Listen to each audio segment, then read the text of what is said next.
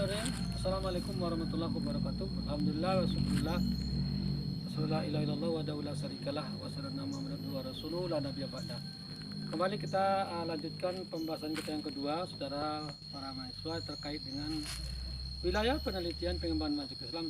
Pokok bahasan adalah orientasi atau sasaran penelitian pengembangan masyarakat Islam. Nah, pada intinya sebagaimana yang sudah Bapak kirimkan fotonya tentang sasaran penelitian ini, kalau kita kontekskan, kita kaitkan dengan materi kita pada video pertama sebelumnya mengenai metode atau teknik pengembangan masyarakat Islam itu, yang kita mulai dengan source atau sumber, ya, kemudian ada transformasi, empowering, transformasi, kemudian internalisasi. Kita kaitkan dengan video yang pertama barusan kita sebutkan dengan tahap-tahap pengembangan masyarakat Islam, akan kita temukan wilayah penelitian pengembangan masyarakat Islam yang sangat kaya dan sangat luas sekali, sehingga tidak perlu mahasiswanya meneliti soal-soal terkait dengan ekonomi, BUMDes misalnya, terkait dengan koperasi misalnya. Dan demikian luas wilayah penelitian pengembangan masyarakat Islam itu yang bisa kita lakukan dalam rangka konteks pemberdayaan. Tentu tujuannya seperti yang kita ketahui adalah dalam kaitan dengan usaha pemberdayaan masyarakat Islam. Nah, saudara-saudara sekalian para mahasiswa, kalau kita lihat kepada peta atau fotokopi yang sudah Bapak kirimkan itu, bisa dilihat bahwa kita kontekkan materi kita minggu kemarin, materi kita yang tadi yang baru sebentar kita sampaikan, kemudian materi kita yang kedua dengan sasaran penelitian pengembangan masyarakat Islam. Pada intinya kan sasaran itu individu, keluarga, masyarakat, komunitas, dan lembaga. Namun sebelumnya mari kita lihat sama-sama, coba difokuskan ke sini, saudara kameramen, ya, kan? Ini ada pertama kemarin ada pengembangan masyarakat Islam itu kita mulai dengan source atau sumber, yaitu Al-Quran dan hadis. Kemudian sumber ini kita transformasi, kita kaji melalui penelitian tafsir, dan penelitian yang kita combine-kan dengan ilmu sains misalnya, sehingga melahirkan apa yang disebut dengan nilai-nilai Islam, ilmu-ilmu keislaman dalam berbagai bidang ilmu pengetahuan.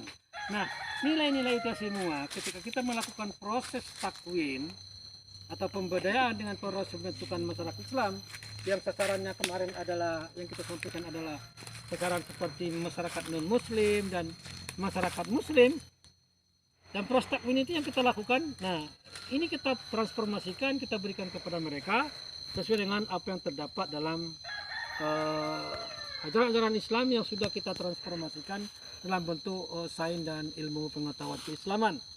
Kemudian langkah yang kedua yang kita kenal dengan tanzim. Nah, pada proses tanzim ini adalah dilakukan proses internalisasi ajaran Islam.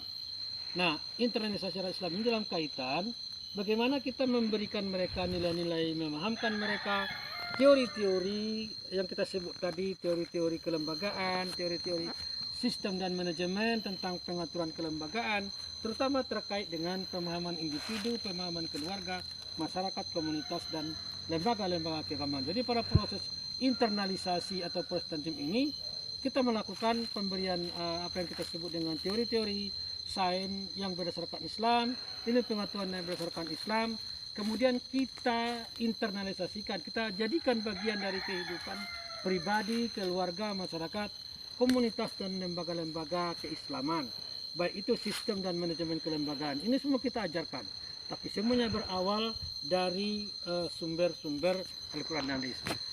Saudara para mahasiswa pahami bahwa kalau kita kaitkan dengan topik hari ini, wilayah penelitian PMI, ini semua mulai proses source, transformasi, kemudian empowering proses pemberdayaan, mulai takwin sampai tanzim, itu adalah semua wilayah penelitian. Kita ambil contoh misalnya dalam proses takwin, kita belum pernah melakukan penelitian tentang bagaimana misalnya melakukan pemberdayaan terhadap masyarakat yang mu'alaf. Belum ada kita lakukan itu.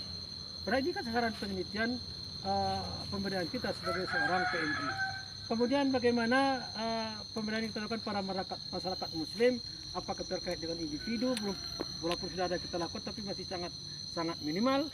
Keluarga misalnya, bagaimana kita memberdayakan kehidupan keluarga, kehidupan masyarakat, komunitas dan kelembagaan, dan banyak hal yang bisa kita lakukan dalam konteks kaitannya dengan penelitian yang kita lakukan. Jadi tidak perlu kita melakukan, misalnya jangan hanya terfokus pada penelitian tentang sistem ekonomi dan pemberdayaan ekonomi masyarakat dan kelembagaan masyarakat. Padahal begitu banyak, begitu kayanya wilayah penelitian yang bisa kita lakukan dalam proses pemberdayaan masyarakat muslim. Kita bisa melakukan penelitian tentang individu, tentang keluarga, masyarakat terkait dengan proses tanzim, internalisasi nilai, proses takwim, sehingga menghadirkan yang kita sebut dengan kemandirian masyarakat yang merupakan tujuan akhir dari proses pemberdayaan. Jadi mungkin saudara mahasiswa, demikian para pertemuan yang kedua kita singkatkan. Kalau ada pertanyaan nanti dipersilakan untuk mengajukan melalui WA kita yang sudah kita sepakati bersama. Dan mudah-mudahan nanti apa yang disampaikan oleh Bapak ini bisa memperkaya dan menambah wawasan saudara sebagai mahasiswa. Dan kita tutup dengan hamdalah. Assalamualaikum warahmatullahi wabarakatuh.